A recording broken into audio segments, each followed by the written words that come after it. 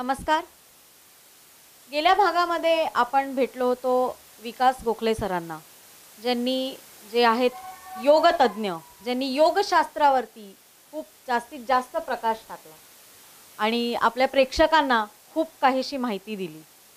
आपण सर गेल्या भागात योगशास्त्रामध्ये तुम्ही 4 मार्ग सांगत होतात योगच्या दिशेने जाण्यासाठी. बरोबर आहे. ज्याच्यामध्ये जे 4 मार्ग तुम्ही सांगत होतात ध्यान, ज्ञान, कर्म आणि भक्ती. बरोबर आहे. ठीक आहे. त्या ह्याच्यामध्ये ध्यान ज्याला आपण राजयोग असं देखील म्हणतो. जसं गेल्या भागामध्ये तुम्ही सांगितलं होतं. पण राजयोग ह्याच्यावरती थोडे प्रेक्षकांना अजून तुम्ही बरोबर सांगू आहे. शकलात तर? काय माहिती आहे का, 2-3 गोष्टी माझ्या मताने इथे खूप क्लिअर करणं महत्त्वाचं आहे. सध्या योगाला खूप सुगीचे दिवस आलेत. प्राईम मिनिस्टरमुळे असेल किंवा काही असेल, पण आता जगामध्ये मान्यता मिळाली आहे योगाला. दुर्दैवाने असं झालं आहे, की योगाचा जो पूर्ण स्पेक्ट्रम आहे ना, हा तसा खूप मोठा आहे. म्हणजे आत्ताच मी तुला सांगितलं तसं, की योगाचे 4 महामार्ग आहेत. या महामार्गाव्यतिरिक्त सुद्धा छोटे-छोटे मार्ग अजून आहेतच खूप. मग मंत्रयोग आहे, मग या वेगवेगळे योग आहेत त्याच्यात. परंतु हे ढोबळ मानाने 4 महामार्ग आहेत, असं आपण मागच्या वेळेला सांगितलं तुला, की ज्ञान, भक्ती, कर्म, ध्यान. हे 4 मार्ग आहेत. आणि ह्याच्यातला जो ध्यान मार्ग आहे किंवा ध्यान योग जो आहे, त्यालाच राजयोग, पतंजली मुनींचा राजयोग म्हणतात. पतंजली मुनींनी जे काही दर्शन लिहिलेलं आहे, योग दर्शन ज्याला आपण म्हणतो, कळलं की नाही, त्यालाच अष्टांग योग पण म्हणतात. बरं. अष्टांग योग याचा अर्थ की पतंजली मुनींनी अतिशय सिस्टमॅटिकली त्या समाधी अवस्थेपर्यंत कसं पोचायचं याच्यासाठी 8 प्रकारच्या पायऱ्या दिलेल्या आहेत. पण पायऱ्या म्हणजे पहिल्या पायरीवर चढल्यावरच दुसरी पायरी असा त्याचा अर्थ मात्र नाहीये. तर 8 वेगवेगळे टप्पे आहेत की ज्या प्रत्येकाची साधना करायची आपल्याला. त्या 8 टप्प्यांपैकी एक एक जे अंग आहे, 8 अंगांपैकी एक जे अंग आहे ना, ते अंग म्हणजे आसन आहे. आणि दुसरं जे अंग आहे ते आसन म्हणजे प्राणायाम आहे. हे खरं तिसरं आणि चौथं अंग आहे. पहिली 2 अंग जी आहेत ती यम, नियम, आसन, प्राणायाम, मग प्रत्याहार, धारणा, ध्यान आणि समाधी. समाधी हे अंतिम उद्दिष्ट आहे. समाधी याचा अर्थच कैवल्य, समाधी याचा अर्थच मोक्ष. कळलं की नाही? तो प्राप्त करायचा आहे. तो तुम्हाला ध्यान मार्गाने कसा प्राप्त करता येतो? तर पतंजली मुनींनी त्याच्यासाठी योगशास्त्र लिहिलं, योग दर्शन लिहिलं. आणि त्या योग दर्शनामध्ये त्यांनी संपूर्ण या मार्गाचा उहापोह केलेला आहे. म्हणजे पहिलं पाद, त्याच्यामध्ये 4 पाद आहेत परत त्या दर्शनामध्ये. पहिला जो आहे तो समाधीपाद म्हणून आहे, की ज्याच्यामध्ये त्याच्यामधलं सगळी फिलॉसॉफी त्यांनी सांगितली आहे. दुसरा पाद जो आहे तो साधना पाद आहे, की ज्याच्यामध्ये त्यांनी ही जी फिलॉसॉफी सांगितली आहे, ह्याचं जे अंतिम उद्दिष्ट आहे निर्बीज समाधी, हे निर्बीज समाधी कशी मिळेल, याच्यासाठी काय साधना करायची, हे दुसऱ्या पादामध्ये त्यांनी सांगितलंय, ज्याला साधना पाद म्हणतात. तिसऱ्या पादामध्ये या साधना पादातले 3 अजून अंग जी आहेत, धारणा, ध्यान, समाधी, ही तिसऱ्या पादात घेतलेली आहेत त्यांनी. आणि मग त्या धारणा, ध्यान, समाधीवर चा एकत्रितपणा म्हणजे त्यांनी संयम असं सांगितलेलं आहे, की तो जो संयम वेगवेगळ्या ठिकाणी केला तर वेगवेगळ्या सिद्धी प्राप्त होतात, ज्याला त्यांनी विभूती म्हटलेलं आहे. आणि म्हणून तिसऱ्या पादाला त्यांनी विभूती म्हटलंय. एकूण त्यांनी 42 विभूती दिलेल्या आहेत, की कुठे तुम्ही धारणा, ध्यान, समाधी केले ती काय विभूती येईल. आणि हे सायन्स आहे. मी पहिल्या दिवशी पण तुला सांगितलं होतं, की हे स्पिरिच्युअल सायन्स आहे. याला पक्क माहिती आहे, की असं केल्याने असं होतं. हे जिथे माहिती आहे त्याचा अर्थ तिथे सायन्स आहे. आणि म्हणून हे सायन्स आहे, की तुम्ही कुठल्या विषयावर तुम्ही ध्यान करताय, कुठच्या विषयावर तुमचा संयम होतोय, त्याप्रमाणे तुम्हाला ती सिद्धी प्राप्त होते. आणि हे करून बघा तुम्ही.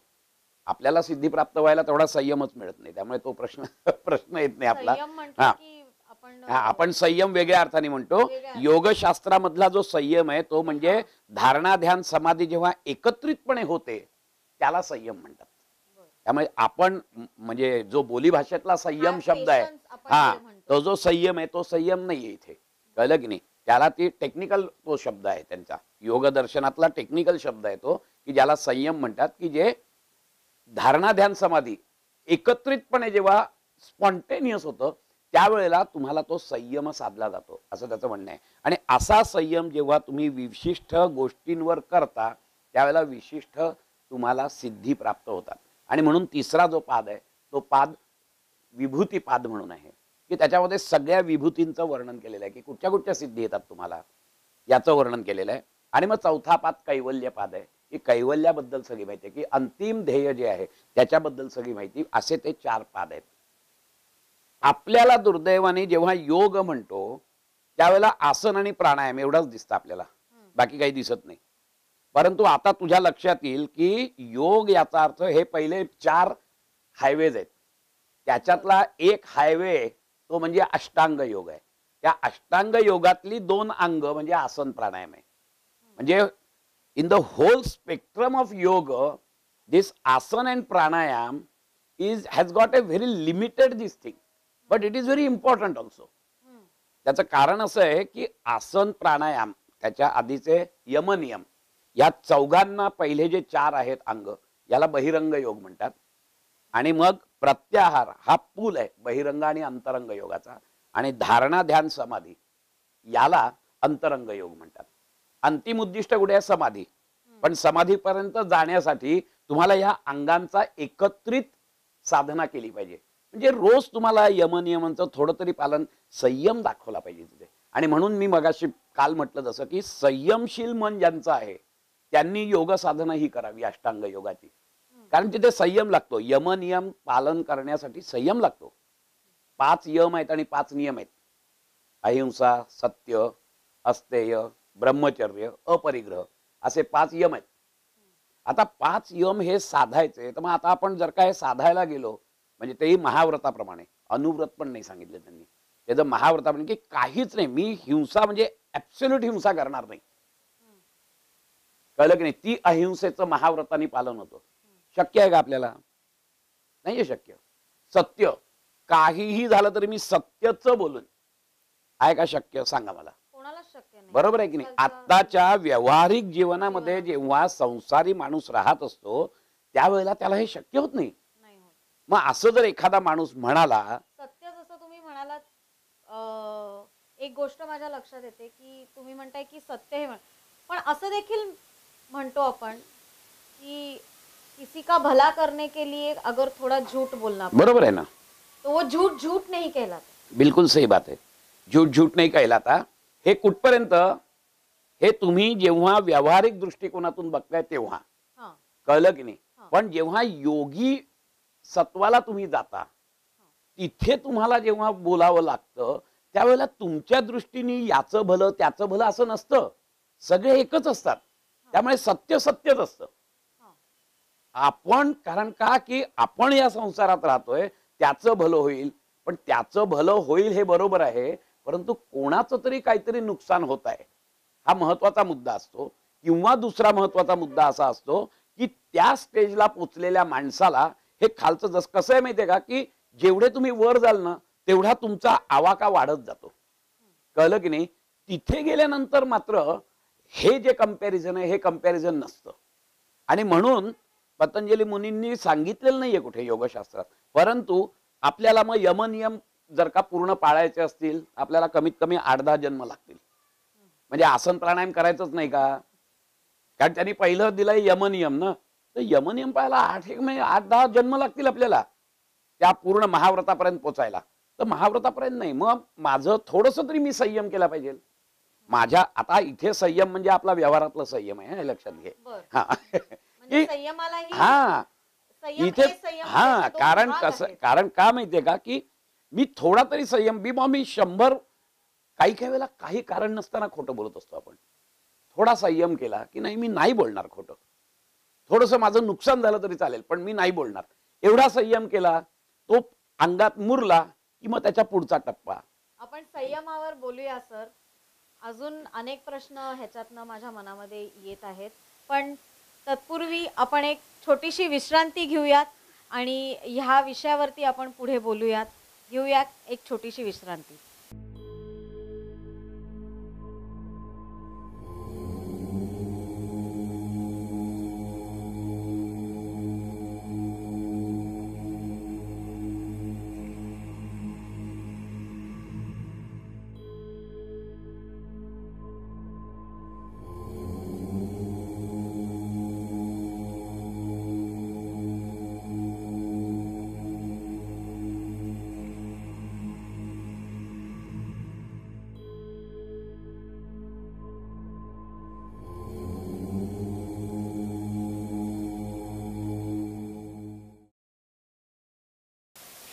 नमस्कार. ब्रेक नंतर मी सायली कारखानेस पुन्हा एकदा जय हिंद न्यूज चॅनलमध्ये आपल्या सगळ्यांचं स्वागत करते. सर, आपण विषयाला पुढे नेऊयात. तुम्ही संयमाबद्दल सांगत होतात. दोन प्रकारचे संयम असतात, पण त्यापूर्वी अजून एक मला प्रश्न तुम्हाला विचारायचा आहे. जसं तुम्ही सांगत होतात की प्रत्येकालाच व्यावहारिक दृष्टीने अ, खरं बोलताच येईल अशातला भाग नाही आहे. त्याचप्रमाणे त्याच्यामध्ये एक मला असा प्रश्न उद्भवतो की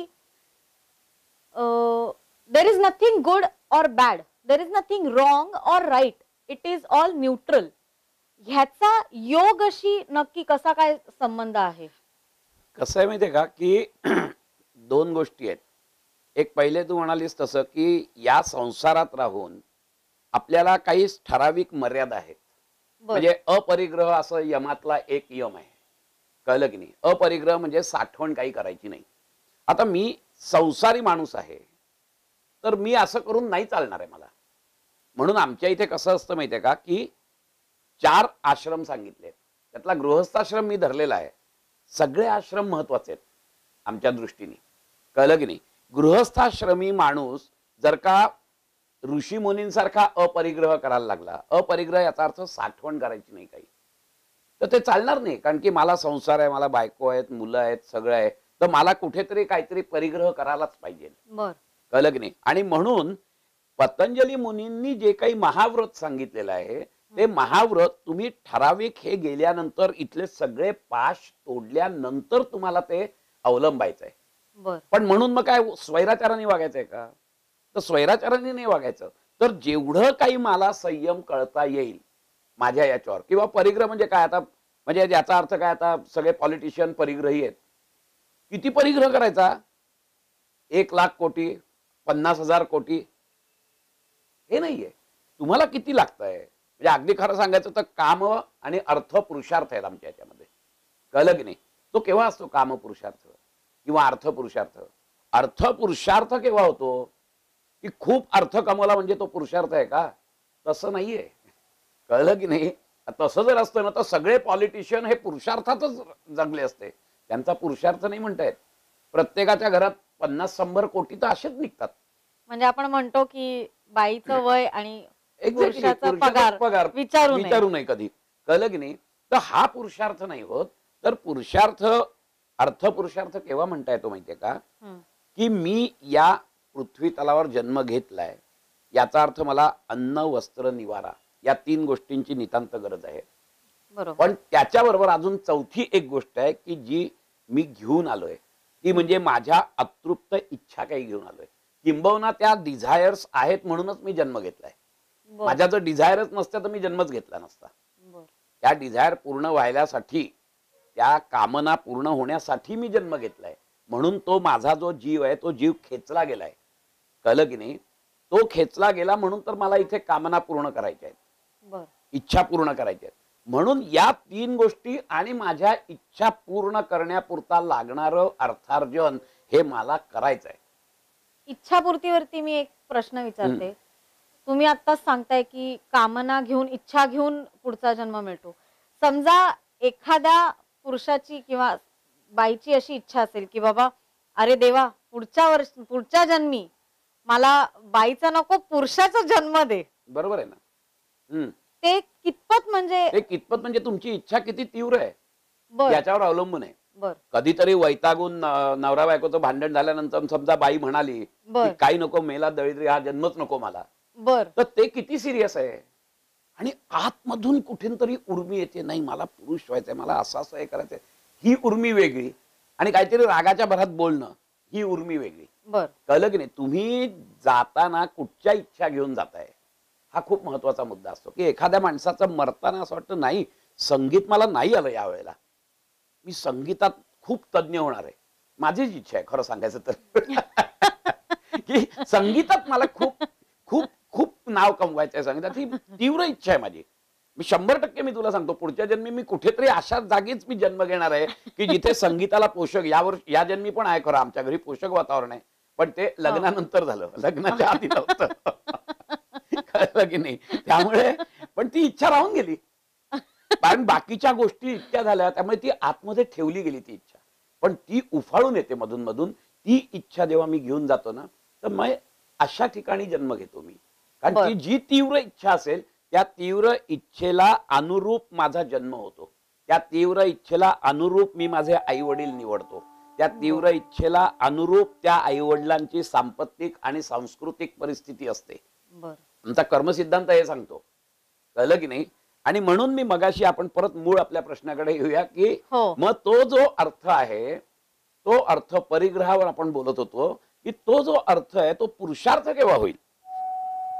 कळलं की नाही? मी हम्म, किती पैसे कमवायचे? हम्म, 1 कोटी रुपये कमवले तर पुरुषार्थ होईल असं मोजमाप नाहीये. बर तर तू जिथे राहतोयस, तुला अन्न वस्त्र निवारा. अन्न वस्त्र निवारा म्हणजे काय आहे? की भरपूर रोज श्रीखंडपुरी खायची आहे का? असं नाहीये. असं नाही. तुम्हाला हा देह पारमार्थिक दृष्टीने जगवता आला पाहिजे. त्या पारमार्थाच्या साधना करण्यासाठी देहाची गरज, कारण देह हे व्हेइकल आहे.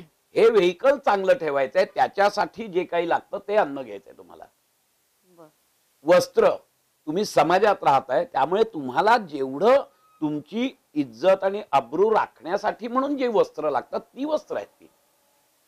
आणि निवारा, निवारा. त्याच्याबरोबरच माझ्या काही कामना इच्छा आहेत त्यापुरती, ह्याच्यासाठी मी अर्थार्जन केलं पाहिजे. त्याच्यात लागणारा जो अर्थ आहे तो झाल्यानंतर बाकीचा अर्थ मी परत समाजाला दिला पाहिजे. कळलं की नाही? बर तर तो पुरुषार्थ होतो, अर्थ पुरुषार्थ. नाही तर तो पुरुषार्थ नाही होत. मला किती लागतं? आणि दुसरी महत्वाची गोष्ट, या अर्थाने जेव्हा मी कामनापूर्ती करतो त्यावेळेला काम पण पुरुषार्थ आहे.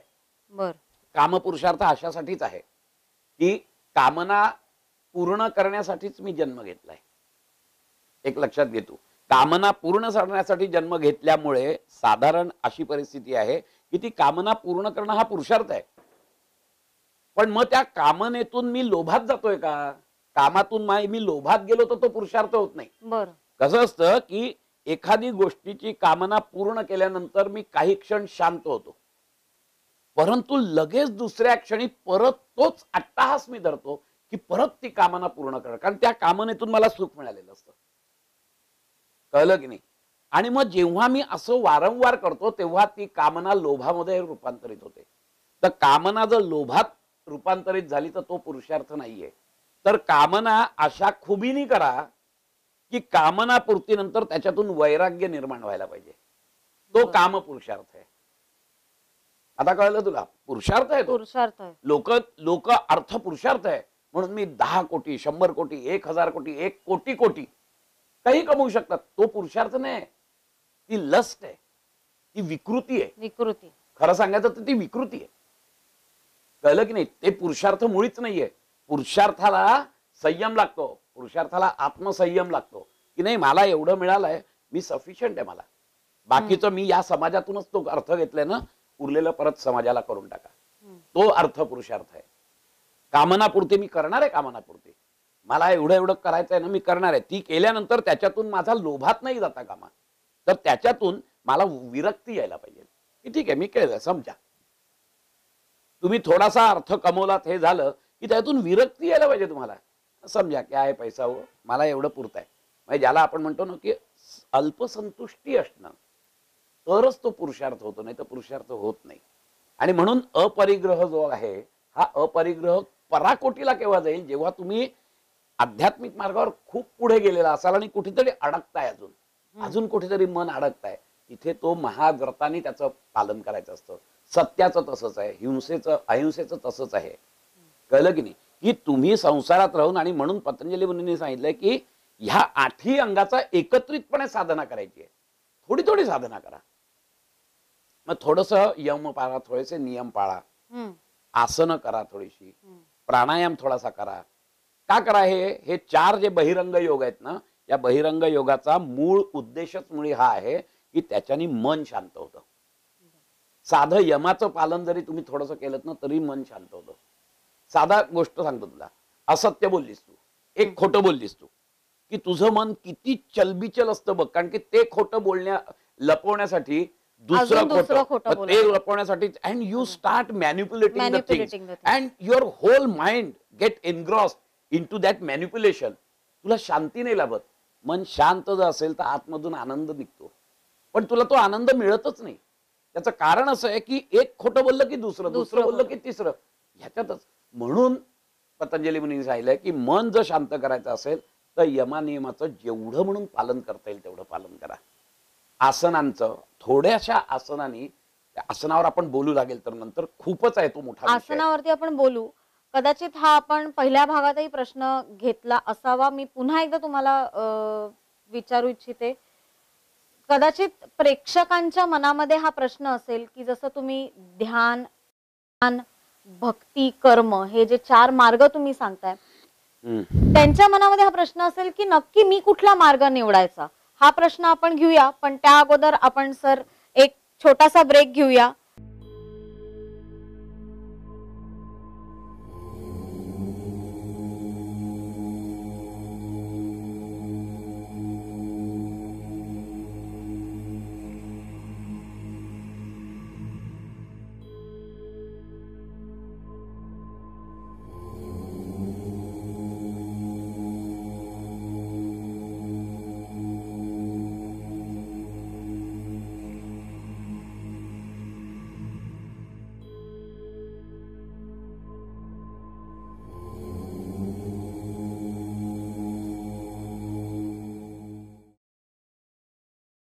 ब्रेक नंतर मी सायली कारखानीस पुन्हा एकदा आपल्या सगळ्यांचं स्वागत करते. सर, ब्रेकवर जाण्याच्या अगोदर मी आपल्याला विचारलं होतं की हे जे 4 मार्ग तुम्ही सांगितलेत त्यातलं ध्यान, ज्ञान, भक्ती आणि कर्म, बरोबर, नक्की प्रेक्षकांच्या मनामध्ये एक कन्फ्युजन असेल की आम्ही कोणता निवडायचा. त्याबद्दल थोडं प्रेक्षकांना सर सांगा प्लीज. माझ्या हाताने आपण मागच्या याच्यामध्ये आपण सांगितलं होतं की प्रत्येकाने आपला नैसर्गिक मनाचा नैसर्गिक कल काय आहे हा ओळखून जर का मार्ग निवडला तर तो त्याला सोपा जातो. जसं मी म्हटलं, तसं काल म्हटलं होतं की चिंतनशील ज्याचं मन आहे जन्मापासूनच त्यांनी ज्ञानयोगाकडे जावं. संयमशील ज्याचं मन आहे की जो संयम करू शकतो एखाद्या गोष्टीचं, त्यांनी ध्यान किंवा राजयोगाकडे जावं. जे क्रियाशील मन आहे ज्यांचं त्यांनी कर्मयोगाकडे जावं. आणि ज्यांचं भावनाशील मन आहे, तरल मन आहे, प्रेम, भक्ती, शरणागती हे ज्यांच्या सहज मनामध्ये येतात अशा लोकांनी भक्ती योगाकडे जावं. कळलं की नाही? पण कुठचाही मार्ग जरी पकडला तरी देखील अंतिम उद्दिष्ट एकच असणार आहे आणि ते म्हणजे सच्चिदानंदाचा अनुभव. तो अनुभव सगळ्यांना सारखाच मिळणार आहे, त्याच्यामध्ये फरक नाही. म्हणजे ज्ञानयोगी माणसाला वेगळा सच्चिदानंदाचा अनुभव येईल, भक्तियोगी माणसाला वेगळा अनुभव येईल असं नाहीये. कुठचाही मार्ग निवडा, शेवट तिथेच जाऊन मिळणार होता. पण त्याच्यासाठी वेगवेगळे मार्ग आहेत. आपल्या मनाची कशी आहे, कसं आहे माहिती आहे का, आपण पोहतो, प्रवाहाच्या दिशेने मी जर का पोहलो तर मी फास्ट जाईन, पण मी प्रवाहाच्या विरुद्ध दिशेने नाही का पोहू शकत? पोहू शकतो मी, माझ्यात ताकद असेल तर, पण त्याला जास्त वेळ लागेल किंवा त्याला जास्त एनर्जी वेस्ट करायला लागेल. आणि म्हणून साधारणपणे फास्ट जर जायचं असेल तर आपला मनाचा कल काय आहे, आणि अगदी त्याच्याही पुढे जाऊन खरं जर सांगितलं ना तर तुम्ही कुठचाही एक मार्ग निवडलात ना की हळूहळू तुम्ही सगळ्या मार्गांवर हळूहळू पाय ठेवता. हा अनुभव म्हणून मी तुला सांगतो माझा, खरोखरच सगळ्या याच्यावर जाता. एखादा भक्ती मार्गी असतो ना त्याला आपोआप ज्ञान होतं, कळलं का? किंवा ज्ञान मार्गी जो असतो ना तो विशिष्ट टप्प्यानंतर गेला की त्याच्या आतमधून भक्ती उत्पन्नच होते. असं नसतं त्याला, तो सुद्धा कर्म करतो. शंकराचार्यांचं जिवंत उदाहरण आहे. ज्ञानयोगी माणूस होता पण त्यांनी कर्मयोग केलेलाच आहे, त्यांनी भक्तियोग केलेलाच आहे. आज भक्ती मार्गावर त्यांची कितीतरी ही आहेत, पुस्तकं आहेत. कर्म तर त्यांनी केलेलंच आहे. आज 4 मठ उभारले, धर्माची स्थापना केली, 4 दिशेला 4 मठ उभारून हिंदू धर्माची, सनातन धर्माची रोवण करून ठेवली त्यांनी. आता हा कर्मयोग आहे, कळलं की नाही? ज्ञानयोगी आहे. पण त्यामुळे विशिष्ट टप्प्यानंतर हे सगळे एकमेकात मिसळतात आणि ज्ञान आणि भक्ती हे तर म्हणजे हातात हात घालूनच जातात. म्हणून भगवंतानी पण सांगितलेलं आहे गीतेमध्ये की मी ज्ञानोत्तर जो माझा भक्त आहे ना तो मला खरा प्रिय आहे. की ज्ञान पण आहे आणि भक्ती पण आहे, हे 2 पंख आहेत. या 2 पंखांनी, भक्ती म्हणजे याचा अर्थ कर्म भक्ती एकत्र आली आणि ज्ञान याचा अर्थ ध्यान आणि ज्ञान एकत्र आलं. ह्या 2 पंखांशिवाय माणूस जाऊ उडूच शकत नाही तो पक्षी. तुम्हाला आध्यात्मिक मार्गामध्ये जर का भरारी मारायची असेल तर तुम्हाला या सगळ्याचाच पाहिजे. पण प्राधान्याने मी कुठच्या मार्गाने जायचं तर माझा जो नैसर्गिक कल आहे त्या नैसर्गिक कलने मी जायचो, हे जास्त चांगलं. त्याच्यात ते आपोआप नंतर मिळणार आहेत. सगळे मार्ग एकमेकात मिळतात, कळलं की नाही? त्यामुळे सेम सेम असतो तो, त्यामुळे तसा काही प्रश्न येत नाही. किंवा तिथे गेल्यानंतर सगळ्यांना कळतं की अरे हा मार्ग कुठची असू देत ते सगळे एकच आहेत. तुकाराम महाराजांनी वेदांना कधी नावं ठेवली नाहीत किंवा उपनिषदांना नावं ठेवली नाहीत, पण त्यांनी अभंगातून वेद आणि उपनिषदच सांगितली आहेत. कळलं की नाही? किंवा वेदांतल्या ज्या ऋषी मुनी आहेत ज्यांनी हे सगळे उपनिषद रचली, त्यांनी कधी त्यांना ह्याचं वावडं नव्हतं, भक्तीचं वावडं नव्हतं, कारण त्यांना माहिती होतं हे सगळं. हे सगळे पोचलेली लोक असतात ना, यांना सगळ्यांना माहिती आहे. जसं येशू ख्रिस्त काय, कृष्ण काय किंवा मोहम्मद पैगंबर काय, या लोकांच्यात कधी भांडणं नव्हती. भांडणं आहेत ती खालती आहेत, कारण त्यांना कळलंच नाही येतो अजून की तो काय नक्की सच्चिदानंद आहे. आम्ही त्याला सच्चिदानंद म्हणतो, कोणी त्याला हे म्हणतं हेवन म्हणतं, कोणी अजून काही म्हणत असेल त्याला. कळलं की नाही? त्यामुळे सगळा मार्ग तिथलाच आहे. त्यामुळे वरती पोचल्यानंतर सगळ्यांना कळतं की किती बावळटपणा चाललेला असतो तो. आणि म्हणून प्रत्येक संत हे कुठच्याही धर्माचा पुरस्कार नाही करत, तर ते मनुष्य धर्माचा पुरस्कार करतात. त्यांच्या लेखी सगळे सारखेच असतात, काही वेगळे नसतात कोणी. हा खूप महत्वाचा मुद्दा इथे लक्षात ठेवला पाहिजे आपण, की एकदा का तुम्ही विशिष्ट टप्प्याच्या पलीकडे गेलात, कसं असतं की आता मी इथे बसलोय त्यामुळे हे माझं ऑफिस, कळलं की नाही, माझी ही खुर्ची, माझी ही केबिन, हे सगळं दिसतंय. जसजसा मी वर जातो ना तसतसा ह्या ऑफिसचा मोठा भाग छोटा छोटा छोटा होत जातो, एक ठिपका राहतो आणि सगळे ठिपकेच दिसतात मला, सारखेच दिसतात सगळे ठिपके. अरे सगळंच सारखं आहे की, कारण का माझी उंची तेवढी पोचलेली आहे. कळलं की नाही? तसंच आध्यात्मिक मार्गाचं आहे. आध्यात्मिक मार्गामध्ये विशिष्ट उंचीवर गेल्यानंतर हे भेदभाव दिसतच नाहीत. सगळं कॉमन. एक्झॅक्टली. संतांचं हे झालेलं असतं, ते त्या विशिष्ट उंचीला पोचलेले असायचे आणि त्यामुळे त्यांना त्याच्यात फरक कळायचा नाही. कुठचाही मार्ग निवडा तुम्ही, परंतु पोचणारच तिथेच, हे नक्की आहे. आपण पुढच्या विषयाकडे, म्हणजे जसं आधी तुम्ही सांगत होतात न्यूट्रल बद्दल बोलत, देर is nothing good or bad. अंग जे आहेत तुम्ही वेगवेगळे सांगत होतात, त्याच संबंधित अजून तुम्ही प्रेक्षकांना काय सांगू शकाल? नाही, आपण सुरुवात केली होती यमापासून केली होती आणि मी म्हटलं 5 यम आहेत. त्याच्यामध्ये मी म्हटलं होतं की या यमाचं पालन करायचं आहे. यमाचं पालन अनुव्रताने करायचं असतं. थोडा विशिष्ट टप्पा तुमचा पुढे गेल्यानंतर हळूहळू अजून संयमशील राहून आपण तेच महाव्रताने करता येत आहे का हे बघायचं असतं, अशी अपेक्षा असते साधारणपणे. जसं मी तुला म्हटलं तसं की हे जे 4 अंग आहेत, पहिली 4 अंग ही मन शांत करण्यासाठी आहेत. हे बघ, एक तुला सांगतो, अष्टांग योग हा संपूर्णपणे मनाच्या भोवती फिरतोय. त्याचा शरीराशी संबंध नाही. तर मनाला शांत करणं आणि मनाला नंतर संस्कारित करणं असे 2 भाग आहेत, असं आपण धरूया. पहिले मनाला शांत करायला लागतं. मन जर शांत नसेल तर ते संस्कारित होणार नाही. You have to calm down the mind, and when the mind is calm down, when the mind is tranquil, then only you can culture the mind. तर ते कल्चरिंग आहे ते शेवटचे 3 अंग आहेत ना त्यांनी होतं, धारणा ध्यान समाधीनी. त्याला पैलू पाडणं जे म्हणतात ना, पण पैलू कोणाला पाडता येतील? जेव्हा शांत मन असेल त्याला पाडता येतील. आता आमचं मन शांत नसतं, तर मन शांत करण्यासाठी बहिरंग योग आहेत.